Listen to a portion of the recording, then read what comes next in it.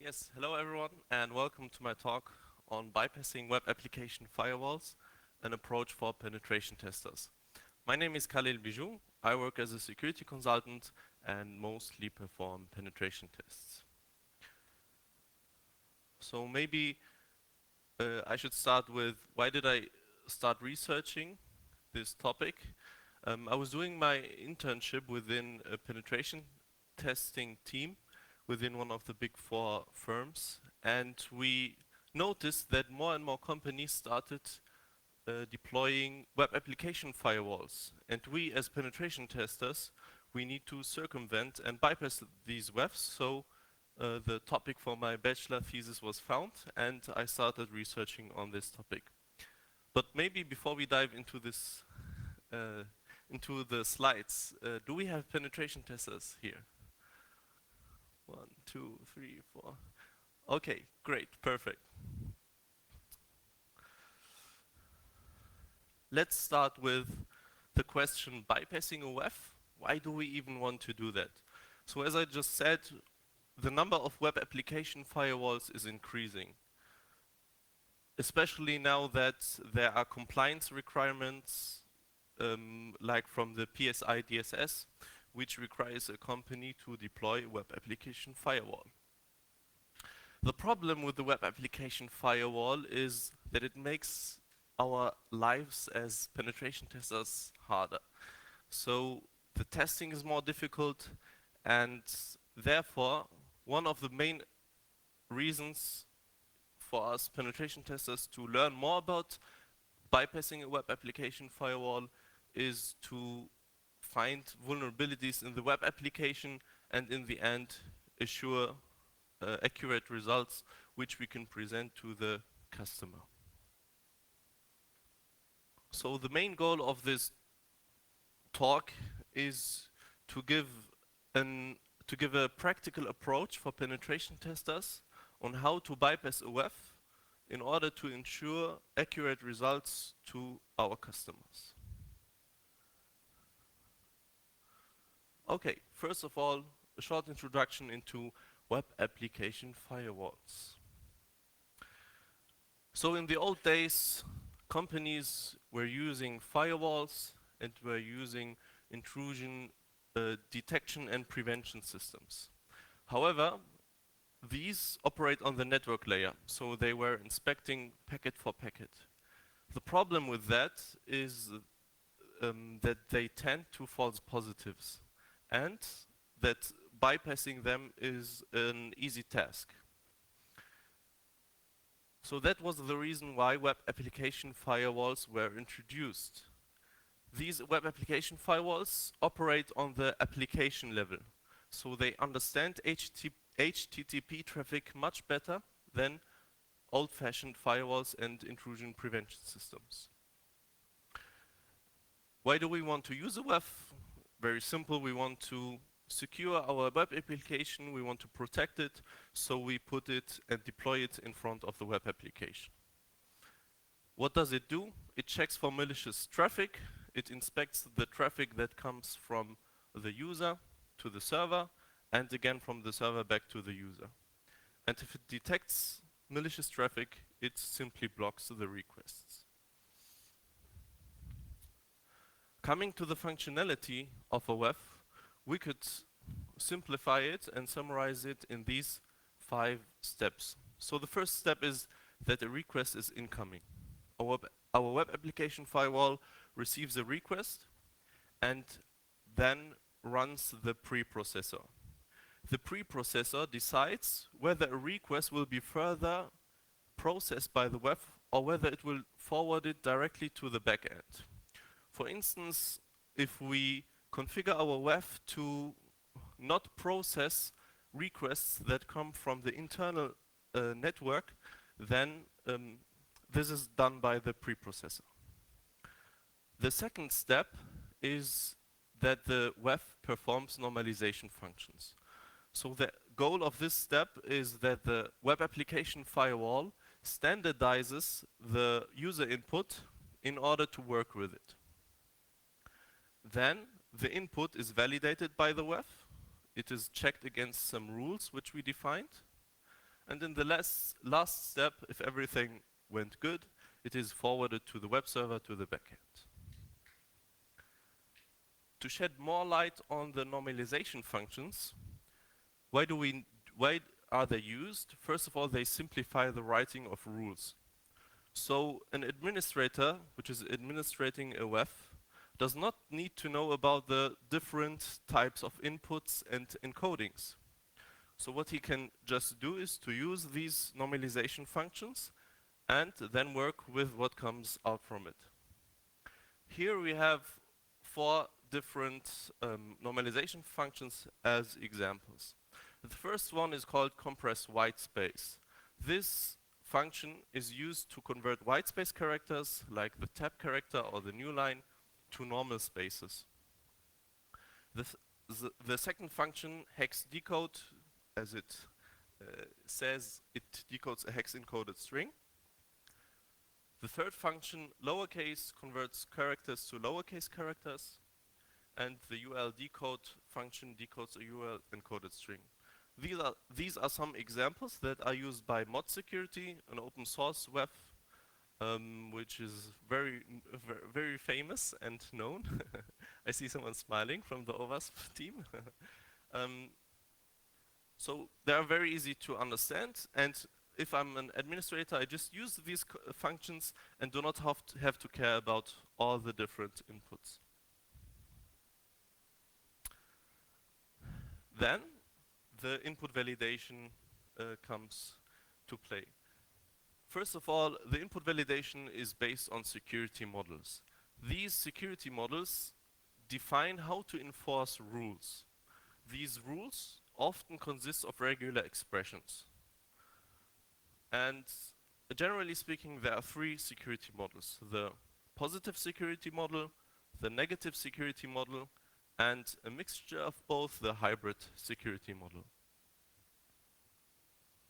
In order to comprehend these better and to compare them, first of all, the positive security model is also called whitelist. The whitelist can be summarized as follows: deny all but known good. So we block every request except for those requests that we have defined as a good request. The advantages of a whitelist are, first of all, that it prevents zero-day exploits. So we defined certain input for our parameter, and therefore we prevent zero-day exploits. For instance, let's say we have a parameter ID, and naturally we would only allow numerical values for the parameter ID. The second advantage is that it is more secure than a blacklist, because defining what is good is a much better approach than trying to define all the bad input. However, the big disadvantage of a whitelist is that a comprehensive understanding of the web application is needed. So if I am an administrator and I want to define a whitelist, I have to understand the web application, and I have to understand how it works and what its functionality is. And as you can imagine, this is a very time-consuming process. On the other side, we have the negative security model. The negative security model, which is also called blacklist, can be summarized as the following: allow all but known bad. So every request is forwarded to the backend except for those requests that contain something that we have defined as bad.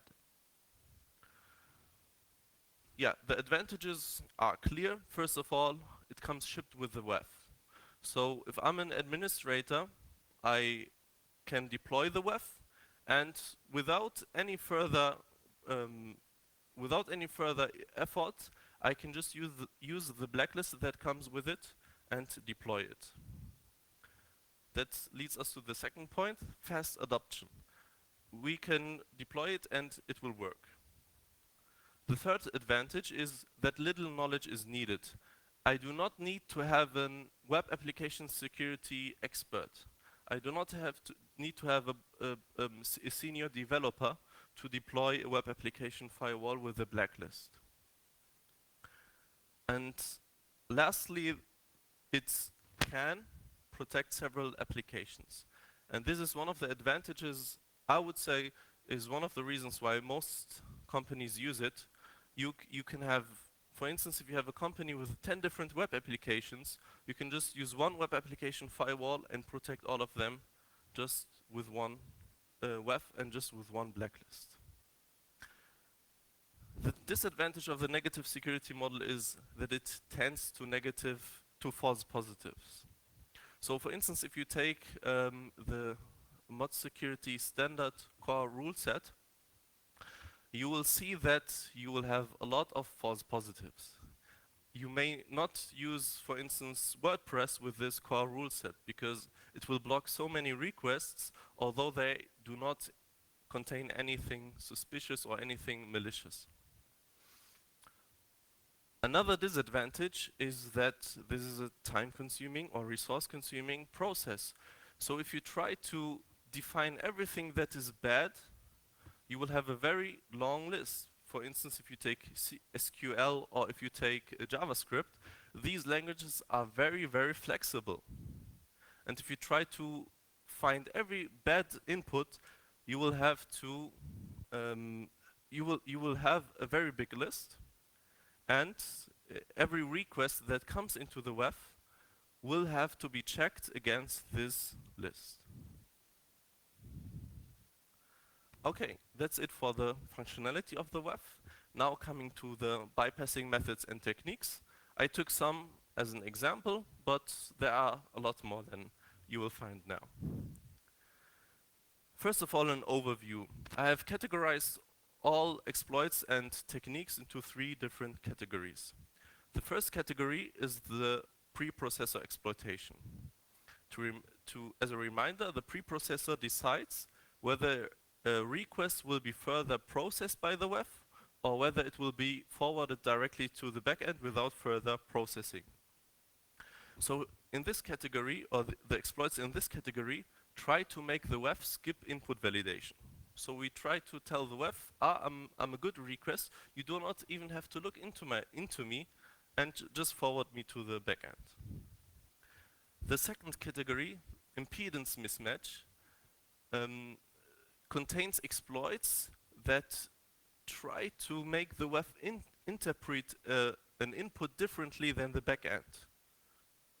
And the third category is the rule set bypassing. Here we try to find payloads that are not detected by the WAF, which are simply unknown to the WAF. And as you can see, these 3, let's say circles, are overlapping. So you may find some exploits or techniques which may be put in the first or in the second category or in the second or the third. So let's go to the first category. One example is the skipping of parameter verification. Let's say we have a WAF which contains a rule, and this rule applies on the parameter product ID.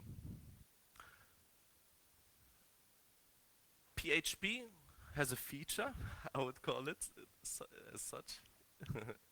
It's a feature, not a bug. PHP just removes white spaces from parameter names or transforms them into underscores. So as you can see here in our get parameter, we have a URL encoded white space %20 product ID. So the WAF sees this request and looks at the parameter. It's called white space product ID. Do I have white space product ID in my list? No, I don't. So there's nothing suspicious. And in order to favor the usability over security, I'll just forward it to the backend. Something similar is for also applies to ASP. ASP removes % characters that are not followed by 2 hexadecimal digits. So if we take this URL with a % product ID, the same is applied. The WAF sees % product ID. I do not know this parameter, so I'll just forward it without further without further processing. Yeah. Another technique is a malformed HTTP method. Some web servers may be configured in such a way that they accept malformed HTTP methods. We know there are the famous ones like get and post, trace, options, and so on. However, what happens if we use the HTTP method hello123? As you can see in this response, I get a 200 OK. And this is actually the response from my university I studied at. So the web server clearly is misconfigured. The way you should configure it is that it does not respond to any unknown HTTP methods. So the bypass here is that if our WEF is configured in such a way that it only inspects get and post parameters, we will have a bypass. A third and a little bit brutal method is to simply overload the WEF. So as you know, there's always a war between usability and security. And oftentimes usability is favored over security. So in this technique, we try to, or we hope that the WEF is configured in such a way that if the performance load is heavy, that it will simply skip input validation. So what we try is to send a lot requests with our malicious input and hope that one of these requests are forwarded to the backend without any processing. Yeah, this often applies to embedded webs as they operate on the same on the web server where the web application is hosted. And yeah, this is a technique we could try. It's a little bit like a DDoS attack, but or a denial of service attack, but it may work.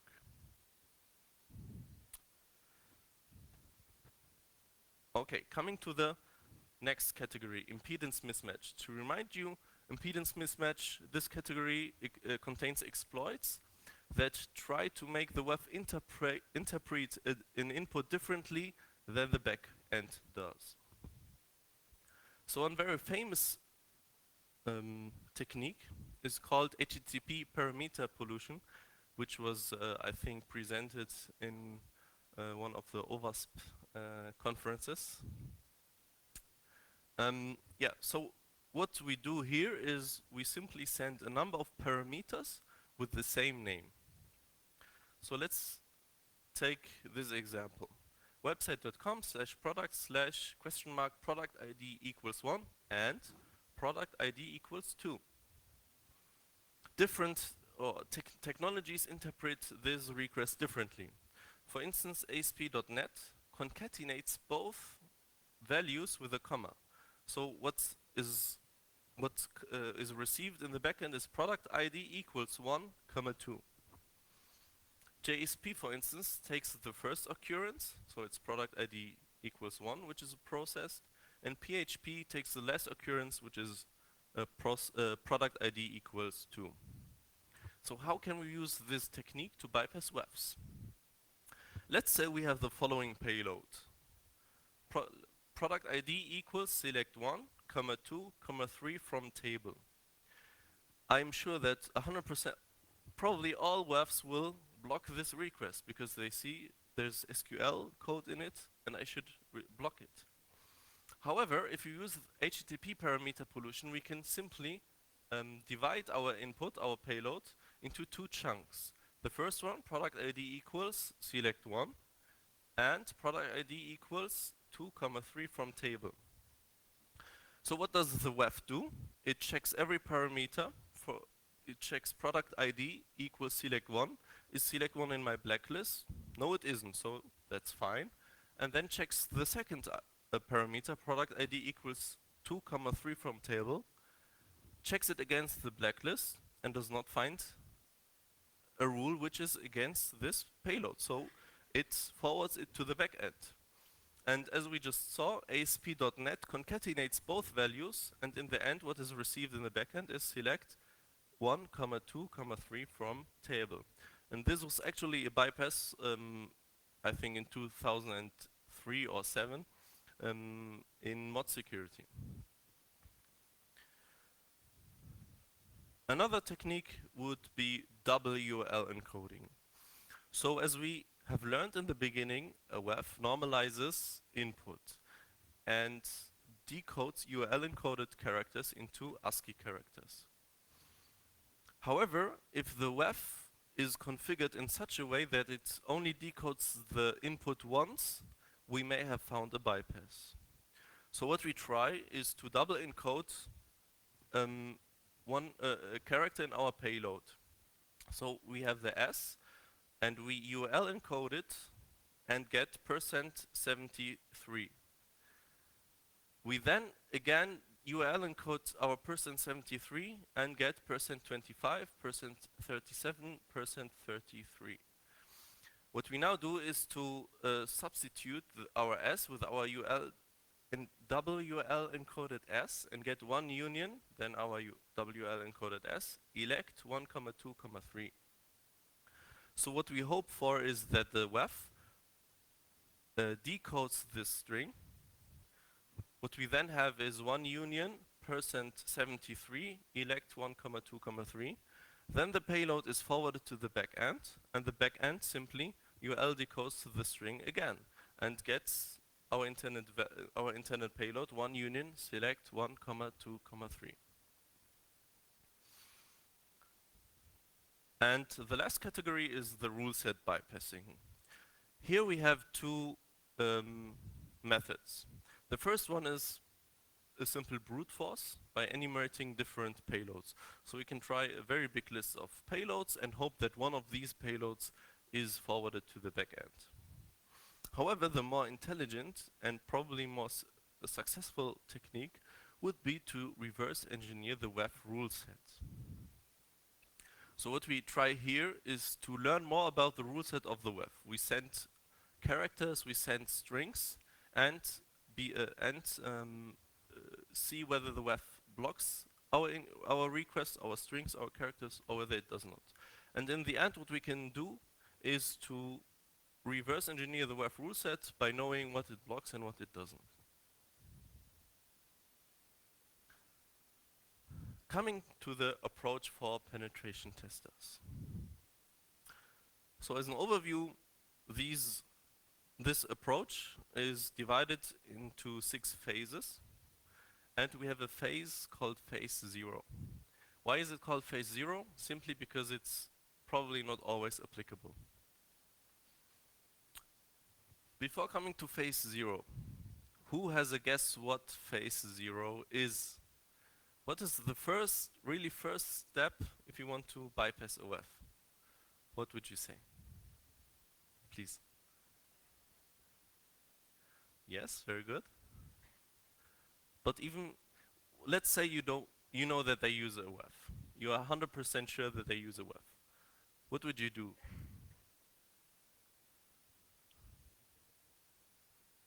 Okay, so you mean to generally information gathering, right? I would say the best step would be disable the WEF. Why disable the WEF? So we are penetration testers. We are hired by a company to tell the customer which are the vulnerabilities in the web application, right? And we want to give the customer as much security solutions and improvements as possible. So our objective is to find security flaws in the application. And if the WEF is disabled, we can find them more easily. And in the end, the security level of the application or of our results is more accurate. So if we have a disabled WEF, we can search for the parameters that are, for instance, prone to SQL injection or prone to cross-site scripting. And later, when the WEF is enabled again, after, for instance, 2 or 3 days, we can then have a focused approach on these parameters and these functions. Why is it called phase 0? Because it's probably not always applicable and not always realizable. Because, for instance, you have to test a productive environment. Okay, but right after that comes the reconnaissance phase. Here our objective is to gather information about the target and to get a good overview. So this is the basis for the subsequent phases. And as you know, as a penetration tester, this is one of the most important steps. That's why it's the first step. So we try to gather information about the web server, about the technologies used, about the WEF, which WEF is used, and which security model is used. Is it a blacklist or a whitelist? And also, can we get an internal IP address? And these are all information that may help us in the later phases. Coming to phase 2, we try to attack the preprocessor. So we try to make the WEF skip input validation. So if you find something that that triggers the WEF to not process our input, then we have won. So what we can do is to fuzz the WEF and inject into the different parts of our HTTP request different malicious input or different information like internal IP addresses and so on and so forth, and then see whether our request is blocked or not. For instance, let's say we have a WEF which does not validate requests from an internal IP address. Then we just try to put in our internal IP address into the referrer header, for instance, and see whether the WEF blocks the request or whether it does not. Phase 3 is to finding an impedance mismatch.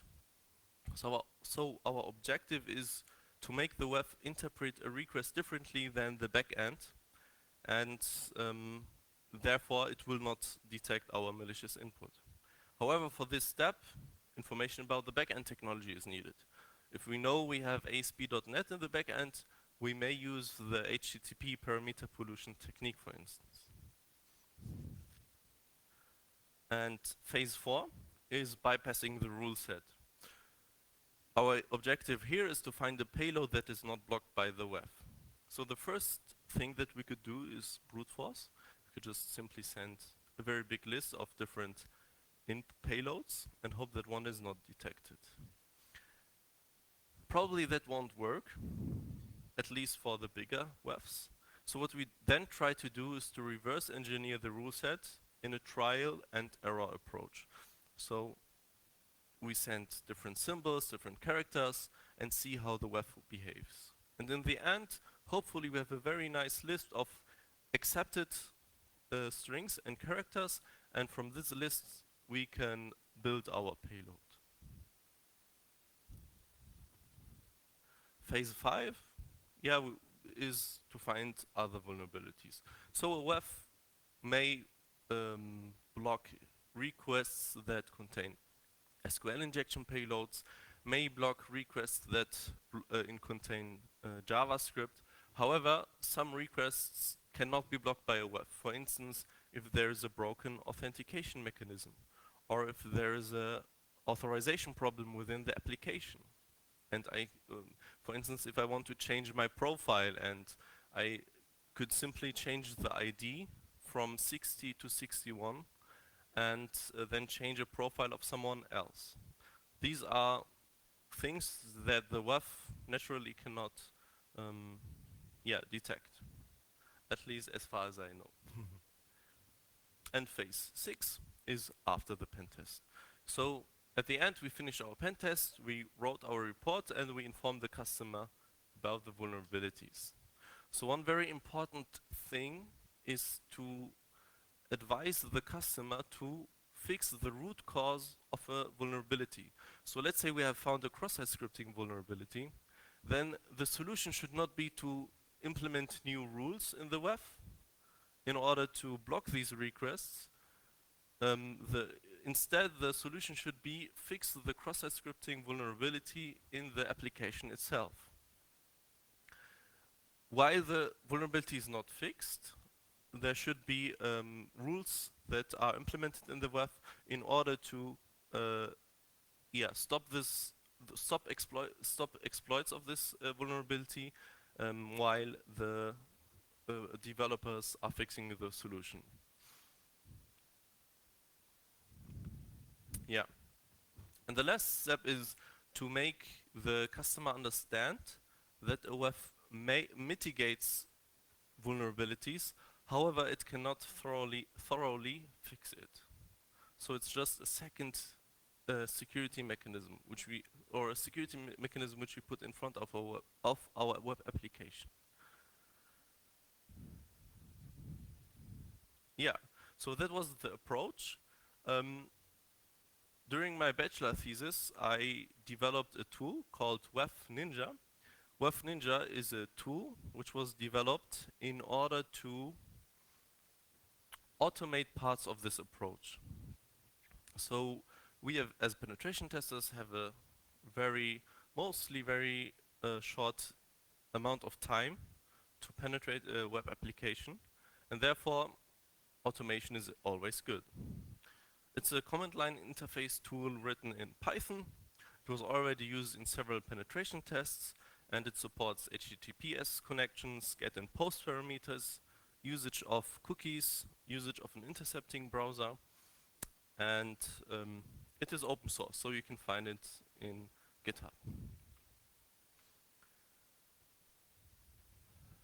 Yeah, I think the most important function is the fuzzing function. As I said, I think this is the probably most successful technique, and therefore having a tool that helps us accomplish this step is a nice thing to have. So what the fuzzing function does is it sends different payloads and keywords. It analyzes the response that comes back from the web and then displays the results in a clear and concise way. We can also extend the fuzzing strings by using the insert fuzz function, and the tool can be also shared within the team so that everyone in the team has the same payloads, and if someone adds a payload to the database, everyone has the newest payloads. So what I want to do is to show you a little demo of the tool. For this purpose, I am using the Damn Vulnerable web app. Probably every one of you knows it, or the most of you know it. So this web application was created in order to test and develop your skills and to learn hacking. So here we have a XSS reflected vulnerability in this field. So if I type in my name, which is Khalil, the application says, hello Khalil. And as you can see here, it is sent within a get parameter.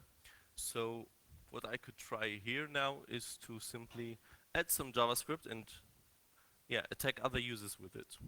So what I will do is to try what everyone will try. I'll add a script, alert1, and close my script tag again. Now I send the payload, and poof, web application firewall alert. Your request triggered an alert. So the WAF blocked my request. Why? Because it thinks it's malicious. So what I will have to do now is to find something that works. And what we could then try to do is, for instance, use an image tag. Image source x. First of all, we send this payload and look whether it is blocked or not. As you can see, it is not blocked by the WAF. So the WAF accepts the image tag. So what would be the next step to add some JavaScript to it?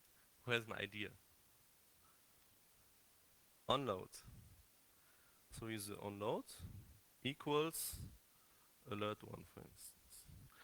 What now happens is my request is blocked. Okay, so we tried onload. Who has another idea? On error. Very good. Blocked. So what we will naturally do now is to try all the 150 JavaScript functions, right? But now comes WEF Ninja into the game. So we can use WEF Ninja to fuzz the web application firewall and reverse engineer the rule set. So we first do is to call the help function. So as you can see, you have a usage section where it tells you how to use it.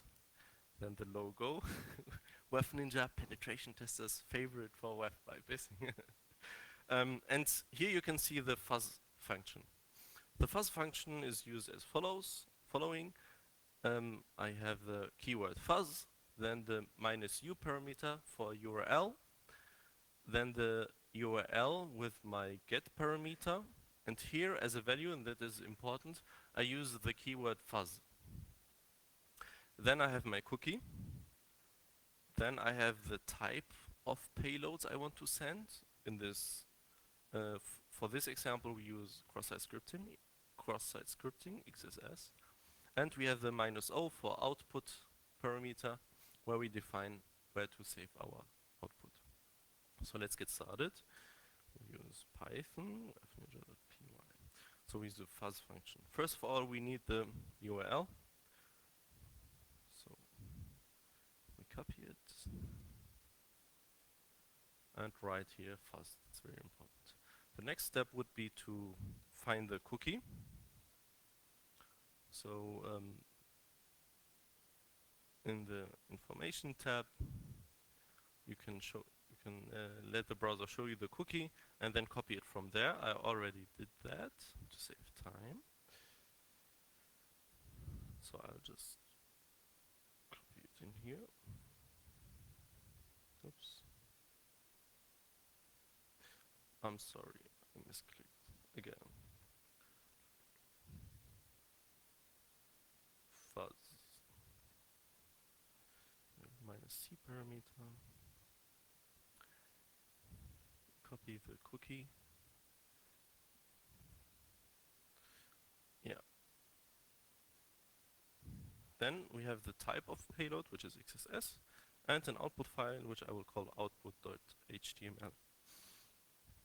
So I think we are good to go. Okay, as you see, the fuzzing strings were sent to the web application firewall, and the output was saved to output.html. Output.html. DeepSec. So here we have the HTML file. And this is the output of the tool. Here again you can see the URL. You can see the type of payloads we use. You can also use a delay. So there are some web application firewalls that attempt, if you try to send very many requests within a very short amount of time. The proxy, if you have used a proxy, for instance, Burp, the prefix and the postfix. So if you want to always set up a prefix or a postfix, you can also do that with WEF Ninja.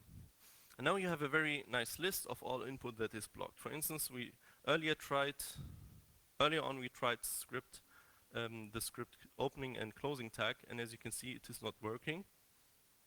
And the HTTP status is 999.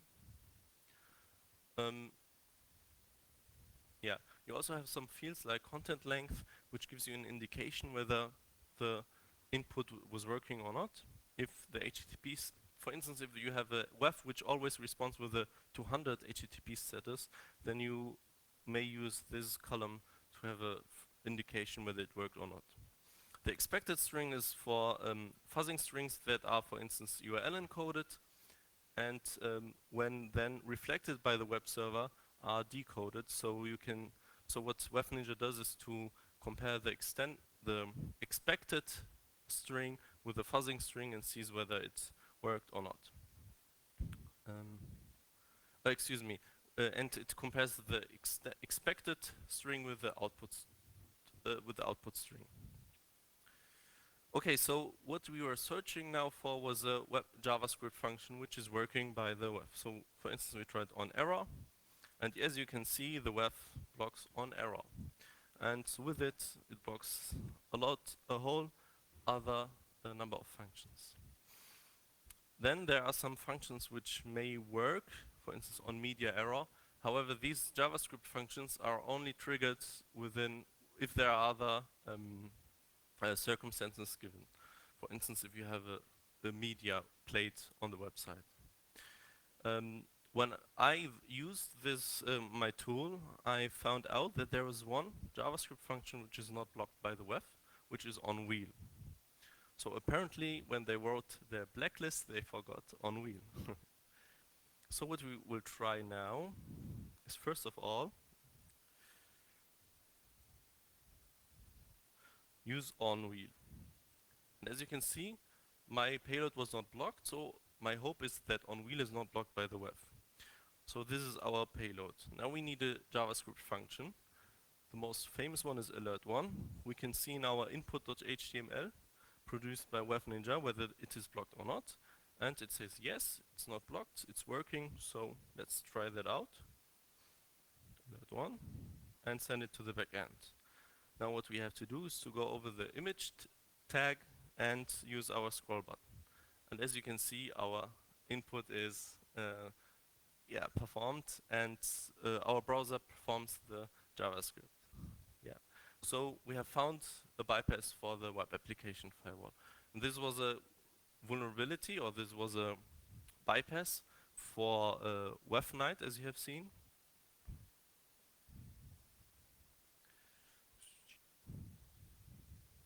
Let me open that. Yeah, WebNight application firewall, which was developed by the company AQ-tronics. And I reported this vulnerability, and they even rewarded me with a small bounty of 150 euros, so I was quite happy. And as you can see, it is often not very hard to find a bypass. You just have to try, and probably the best approach is to reverse engineer the rule set and to hope to find a payload that is not detected by the web. All right.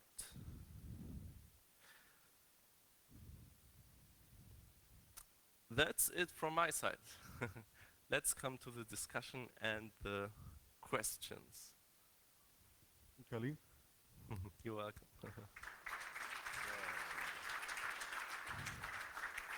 So, I'm guessing there are a few questions. Hi. Hey. Have you looked at the new Mod Security Core Rule Set 3 that came out recently? It's like a brand new rule set, and it's like cooler, better. I didn't, but I saw that there were new releases.